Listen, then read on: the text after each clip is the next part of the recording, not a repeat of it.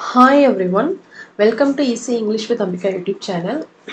Guys, நமக்கு SSC ல இருந்து ஸ்டெனோகிராஃபிக்கான நோட்டிஃபிகேஷன் வந்து ரிலீஸ் பண்ணியிருக்காங்க. Stenographer grade C and grade டிக்கான நோட்டிஃபிகேஷன் வந்து ரிலீஸ் பண்ணியிருக்காங்க.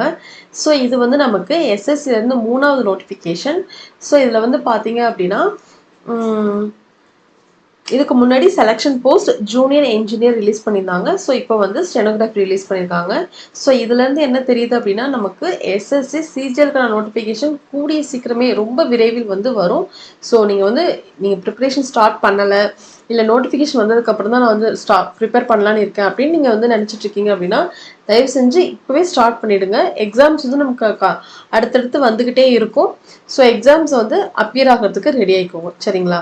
ஸோ இந்த ஸ்டெனோகிராஃபருக்கான ஆன்லைன் அப்ளிகேஷன் எப்போ உங்களுக்கு ஓப்பன் ஆகுது அப்படின்னா 24/4/2026 இருந்து 15/5/26 வரைக்கும் உங்களுக்கு வந்து ஓப்பனில் இருக்கும். நீங்கள் வந்து அப்ளை பண்ணிக்கலாம், சரிங்களா? நீங்கள் அப்ளை பண்ணும்போது இன்கேஸ் நீங்கள் ஏதாவது மிஸ்இன்ஃபர்மேஷன், அதாவது ராங்காக நீங்கள் அப்ளை பண்ணிட்டீங்க, டேட் ஏதாவது தப்பாக கொடுத்துட்டீங்க, ராங்காக எதாவது அப்ளை பண்ணிட்டீங்க அப்படின்னா ஸோ அதுக்கான கரெக்ஷன் விண்டோ எப்போ ஓப்பன் ஆகும் அப்படின்னா 20 to 21 நெக்ஸ்ட் மந்த் 20 to 21 வந்து ஓப்பன் ஆகும். ஸோ அப்போ நீங்கள் வந்து கரெக்ஷன் பண்ணிக்கலாம். ஸோ அந்தளவுக்கு விடாமல் கரெக்ஷன் அப்ளை பண்ணும்போதே கரெக்டாக அப்ளை பண்ணிவிடுங்க, சரிங்களா? ஸோ நெக்ஸ்ட் வந்து பார்த்தீங்கன்னா கம்ப்யூட்டர் பேஸ்டு உங்கள் எக்ஸாமில் தான் இருக்கும். உங்களுக்கு எப்போ எக்ஸாம் இருக்கும் அப்படின்னா ஜூலை டு ஆகஸ்ட்டில் இருக்கும் அப்படின்னு வந்து நமக்கு சொல்லியிருக்காங்க. ஸோ ஜூலையில் இருக்கிறதுக்கே நிறைய சான்சஸ் இருக்குது. அண்ட் வந்து பார்த்தீங்க அப்படின்னா உங்களுக்கு வந்து ஸ்டெனோகிராஃபி ரொம்ப டேஸில் நடக்காது. ஒரு 4 to 5 டேஸ்க்குள்ளே வந்து உங்களுக்கு எக்ஸாம் வந்து முடிஞ்சிடும். மேக்ஸிமம் ஒரு 3 இல்லை 4 to 5 டேஸில் வந்து எக்ஸாம் வந்து முடிஞ்சிடும், சரிங்களா? ஸோ இதில் வந்து பார்த்தீங்கன்னா உங்களுக்கான வேக்கன்சிஸ் வந்து 731 வேக்கன்சிஸில் வந்து ரிலீஸ் பண்ணியிருக்காங்க. 731 வேக்கன்சிஸ் இருக்குது. இது ஒரு நல்ல எக்ஸாம், கண்டிப்பாக எல்லாருமே அப்ளை பண்ணுங்கள். இதில் ஒரு ப்ளஸ் பாயிண்ட் என்ன அப்படின்னா நமக்கு வந்து மேக்ஸ் கிடையாது. ஸோ மேக்ஸில் நீங்கள் வீக்காக இருக்கீங்க அப்படின்னா நீங்கள் வந்து மேக்ஸ் இதில் கிடையாது. நீங்கள் ஜிஎஸ், இங்கிலீஷ், ரீசனிங்கில் ஸ்ட்ராங்காக இருக்கீங்க அப்படின்னா இந்த எக்ஸாம் நீங்கள் வந்துட்டு எழுதலாம், சரிங்களா? ஸோ ஸ்டெனோகிராஃபர் கிரேட் சிக்கு பார்த்தீங்க அப்படின்னா அதாவது இந்த டேட்லேருந்து இந்த டேட்குள்ளே இருக்கணும் அப்படின்ற ஒரு கான்செப்ட் இருக்குது. இந்த டேட்லேருந்து இந்த டேட்குள்ளே நீங்கள் பிறந்திருக்கீங்க அப்படின்னா நீங்கள் வந்து கண்டிப்பாக அப்ளை பண்ணலாம். ஸோ 2/8/1996க்கு முன்னாடி நீங்கள் பிறந்திருக்கக்கூடாது. அண்ட் 1/8/2008க்கு அப்புறமும் நீங்கள் வந்து பிறந்திருக்கக்கூடாது. உங்கள் டேட் ஆஃப் பர்த் இந்த டேட்டுக்குள்ளே இருக்குது அப்படின்னா டெஃபினட்டாக நீங்கள் வந்து அப்ளை பண்ணலாம். கிரேட் சிக்கு 18லேருந்து 30 இயர்ஸ் வரைக்கும் எலிஜிபிள், சரிங்களா? நெக்ஸ்ட் வந்து கிரேட் டிக்கு பாருங்கள். கிரேட் டிக்கு 18 to 27 இயர்ஸ் வரைக்கும் எலிஜிபிள். ஸோ உங்களுக்கான டேட் ஆஃப் பர்த் வந்து 2/8/1999 1/8/2008 உங்களோட டேட் ஆஃப் பர்த் இருக்குது அப்படின்னா நீங்கள் டெஃபினட்டாக அப்ளை பண்ணிக்கலாம், சரிங்களா? உங்களுக்கான ஏஜ் ரிலாக்ஸேஷனுமே இருக்குது.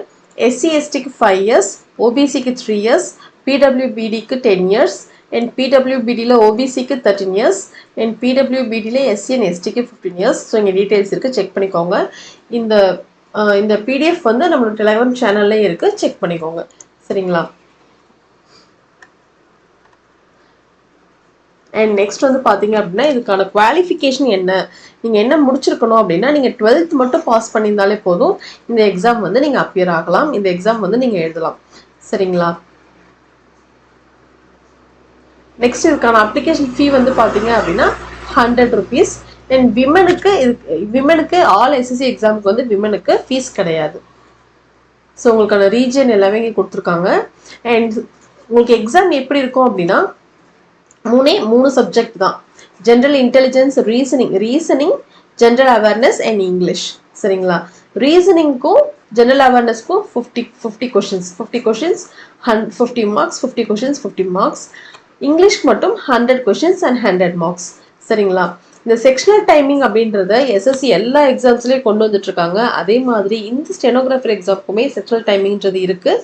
ஸோ ஃபர்ஸ்ட் ½ hour பார்த்தீங்கன்னா உங்களுக்கு ரீசனிங் இருக்கும், next ½ hour general awareness, and next 1 hour வந்து 100 கொஷின்ஸ்க்கு இங்கிலீஷ் இருக்கும், சரிங்களா? செக்ஷனல் டைமிங் அப்படின்றது என்ன அப்படின்னா இந்த ரீசனிங் ஃபர்ஸ்ட் உங்களுக்கு ஓப்பன் ஆகும் ஒரு 30 மினிட்ஸ்க்கு. இந்த 30 மினிட்ஸ்க்கும் நீங்கள் ரீசனிங் மட்டும் தான் பார்க்க முடியும். நீங்களே நினைச்சாலும் கூட ஜென்ரல் அவேர்னஸோ இல்லை இங்கிலீஷோ பார்க்க முடியாது. அந்த கான்செப்ட் வந்து ஓப்பன் ஆகாது, சரிங்களா? ஸோ அந்த 30 மினிட்ஸ்மே நீங்கள் ரீசனிங் தான் அட்டன் பண்ண முடியும். இது முடிஞ்சதுக்கு அப்புறம் தான் உங்களுக்கு ஜென்ரல் அவேர்னஸ் ஓப்பன் ஆகும். ஜென்ரல் அவேர்னஸ் வந்ததுக்கு அப்புறம் நீங்களே ரீசனிங் போகணும்னு நினைச்சீங்கனாலும் கூட நீங்கள் வந்து போயிட்டு பார்க்க முடியாது. அந்த அந்த அவங்க கொடுத்துருக்க மினிட்குள்ளே அங்கே என்ன சப்ஜெக்ட் ஓப்பன் ஆகுதோ அதை தான் நீங்கள் வந்து அட்டென்ட் பண்ண முடியும். சரிங்களா? ஸோ நெக்ஸ்ட் வந்து பார்த்தீங்கன்னா இங்கிலீஷ் வந்து 100 கொஷின்ஸ் 100 மார்க்ஸ்க்கு இருக்குது. இங்கிலீஷ்க்கு தான் அதிக வெயிட்டேஜ், நிறைய கொஷின்ஸ் கேட்குறாங்க, 100 மார்க்ஸ்க்கு இருக்குது. ஸோ இதில் நீங்கள் நல்லா பெர்ஃபார்ம் பண்ணீங்க அப்படின்னாலே ஈஸியாக வந்து நீங்கள் வந்து பாஸ் பண்ணிடலாம், செலக்ட் ஆகிடலாம். சரிங்களா?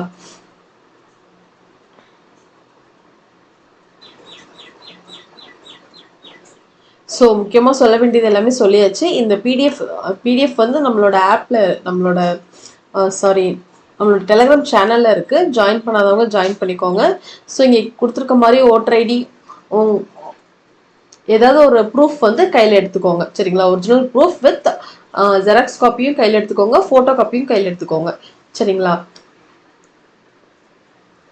ஸோ முக்கியமாக சொல்ல வேண்டியது எல்லாமே சொல்லியாச்சு. இது வந்து மேக்ஸ் கிடையாது, கண்டிப்பாக அப்ளை பண்ணிவிடுங்க. மேக்ஸில் வீக்காக இருக்கவங்க அப்ளை பண்ணிவிடுங்க. அண்ட் வந்து ஸ்டெனோகிராஃபி, இந்த எக்ஸாம்க்கு டைப் ரைட்டிங் எப்படியோ அதே மாதிரி ஸ்டெனோகிராஃபியும் இருக்குது. ஸ்டெனோகிராஃபி நீங்கள் படிச்சிருக்கணும். அண்ட் ஸ்டெனோகிராஃபி சர்டிஃபிகேட்டும் கூட கேட்பாங்க. ஸோ அதுவும் கூட உங்களுக்கு கையில் இருந்துச்சு அப்படின்னா இன்னும் பெட்டர். சரிங்களா?